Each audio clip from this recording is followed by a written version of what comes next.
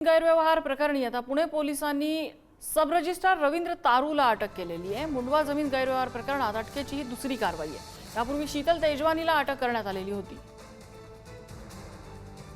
ज्ञानेश्वर चौतमाल आपल्याला अपडेट देत आहेत। ज्ञानेश्वर, मुंडवा जमीन घोटाळा प्रकरणाच्या संदर्भाने ही महत्त्वाची कारवाई पुणे पोलिसांची म्हणावी लागेल। यापूर्वी शीतल तेजवानी हिला पुणे पोलिसांनी अटक केलेली होती। 11 डिसेंबर पर्यंत तिची पोलीस कोठडी देखील आहे आणि याच दरम्यान या प्रकरणाची दुसरी महत्त्वाची अटक पुणे पोलिसांनी केलेली आहे। ती म्हणजे सब रजिस्ट्रार रवींद्र तारू याला तो इतके दिवस फरार होता, त्याच्यावरती गुन्हा दाखल केल्यानंतर तो फरार झाला। अनेक दिवस पोलीस त्याच्या मागावरती होते, पण अखेर रवींद्र तारू याला आज काही वेळापूर्वी अटक केल्याची माहिती आहे। उद्या त्याला कोर्टामध्ये हजर केलं जाईल। पोलीस कोठडीची मागणी पोलिसांकडून 14 दिवसांची केली जाणार आहे आणि सगळ्यात महत्त्वाचं, आता त्याला अटक केल्यानंतर त्याची चौकशी जेव्हा केली जाते तेव्हा आणखी काही यात जे सहभागी असलेले आरोपी आहेत त्यांची नावं तारू घेतोय का आणि काही महत्त्वाचा तपशील या चौकशीतून समोर येतोय का हे पाहणं महत्त्वाचं असते, त्याकडे लक्ष ठेवावं लागेल।